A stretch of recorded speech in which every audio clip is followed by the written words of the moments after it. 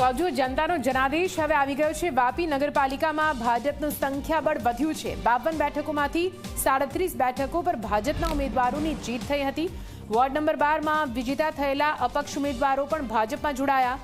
નાણાં અને શહેરી વિકાસ મંત્રી કનુભાઈ દેસાઈની આગેવાનીમાં અપક્ષ પેનલના તમામ ચારેય ઉમેદવારો ભાજપમાં જોડાઈ ગયા છે।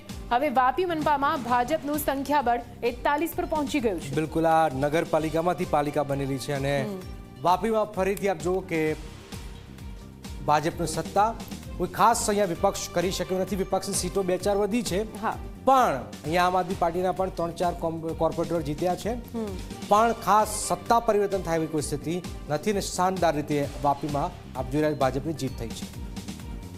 હું જીતીને આવ્યો છે એટલે હું કોઈ બીજી જગ્યાએ જવાનો નથી, હું કનુભાઈ સાહેબની ઓફિસમાં જ જવાનો છું ને તે તમે આ જોઈ લીધું।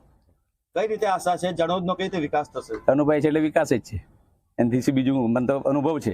કેટલા લોકો સાહેબ જોડે કામ કરે? તમારી આખી ટીમ આવી? આખી ટીમ છે, આખી ટીમ જોડાઈ છે। એમાં અમે ભારતીય જનતા પાર્ટીના જ માણસો બધા, એટલે અમારે કઈ ખેસ પહેરવાની કઈ જરૂર નથી, પણ આ તો થોડો સવારથી સાંજ થઈ જાય તો વચ્ચે ગાળો થોડો આમ તેમ હતો, પછી પાછું જ્યાં હતા આવી ગયા। જણોદની જનતાને શું કહેશો?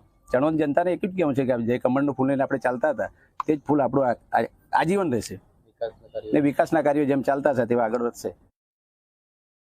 ભાજપના મુદ્દામાં હતું જ કે મહિલાને 50% અનામત આપવામાં આવ્યું છે અને અમારી 2 સીટ હતી જ, અને અમે પહેલાથી જ વિચાર્યું જ હતું કે અમારા સ્થાનિક ધારાસભ્ય તરફથી અમને પાણી નહોતું મળ્યું, પણ 2012માં અમારા ગામને પાણી કનુમામાએ જ અપાવ્યું હતું અને અમને કનુમામામાં પૂરો વિશ્વાસ હતો। અને આજે અમે ભલે અપક્ષમાંથી ચૂંટાઈને આવ્યા, પણ અમે લોકોની સામે બોલ્યા જ હતા કે અમે ભાજપના જ છે, ભાજપ પ્રેરિત જ છે અને અમે આગળ વધીશું અને ચૂંટાઈને આવીશું, એટલે અમે એમની સાથે 100% જોડાઈ જશું। અને આજે અમે જોડાઈ ગયા છે અને અમે બધા એક જ પરિવારના છીએ અને કનુમામાં અમારી સાથે છે, આખા ભાજપનો પરિવાર અમારી સાથે છે, અમારા આખું ગામ અમારી સાથે છે। એના માટે હું દરેક મતદાતાઓનો ખૂબ ખૂબ આજે આભાર માનું છું।